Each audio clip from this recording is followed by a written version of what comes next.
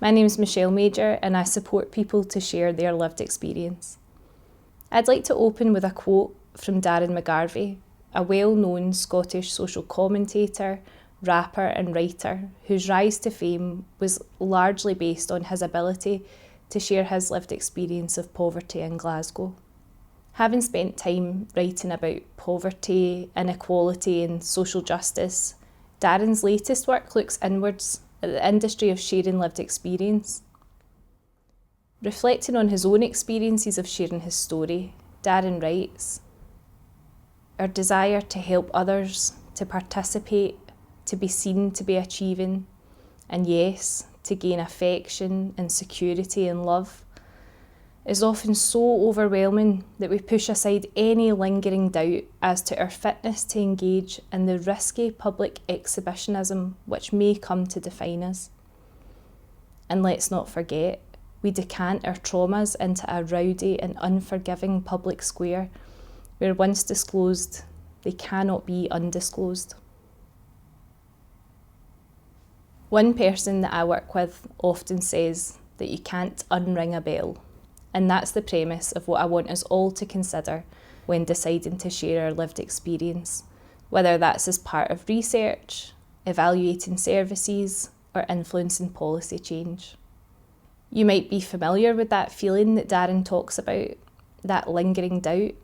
I know that I am. That feeling where you've automatically shared a piece of yourself that you maybe didn't expect to, and the subtle panic that follows.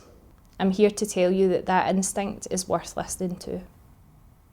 When we think about what we've shared, we often only think of ourselves right now, the version of ourselves that is involved with professionals and is being asked to reflect on past experiences. I would challenge you to think broader, to think about your past self, your current self, your future self, and crucially, your right to be forgotten.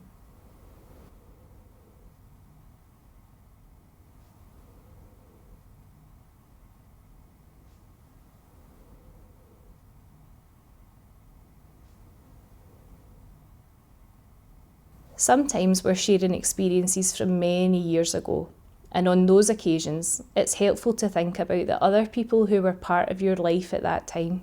Our stories are intertwined with the lives and experiences of other people. Have you considered how what you've shared might impact on those who were part of your life at that time? Or have you thought about how identifiable those people are in the stories that you've shared? Think about your present self, who you are today and how you face the world now. How does what you've shared impact the person you are today? And how would you feel being asked about what you've shared in the places that you go and the roles that you hold now? Would it be a positive or negative experience? Consider your future self, who you might hope to become. How does your story and your experience read to someone who knows your future self? Maybe a new partner, a friend, a family member, or your children. How would you feel if they read your experience written down? Would it fill you with dread or pride? It can be difficult to know how you'll feel in the future, or how impactful the experiences that you share will be. For Darren McGarvey, when he became exposed to a larger, less specialist audience, sharing his lived experience became a very different thing. It's highly likely that you'll look back on sharing your experience with pride, and you'll be glad to have done it. And of course, those that you've chosen to share it with will always be incredibly grateful for it. But if you do have that lingering doubt, that little feeling that maybe you've shared too much, it's never too late to ask for things to be edited or removed entirely. And that's where your right to be forgotten can be really helpful. Under data protection laws, we are all protected by the right to be forgotten. This means that at any stage, you're entitled to ask those who have collected your experience to remove it entirely from their work. And when you do, the publishers of your experience need to remove your details and your experiences from that work. However, this really only goes so far because Once something is published online, it can be copied by anyone, any number of times, and your right to be forgotten only applies to the original publisher.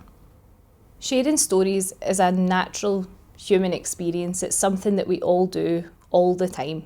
And sharing particular experiences in the pursuit of improving things for other people is a noble and wonderful thing to do if it's done safely, with full informed consent. I hope that what I've covered here gives you a little food for thought and helps you to decide if it's the right move for you. Thanks for listening.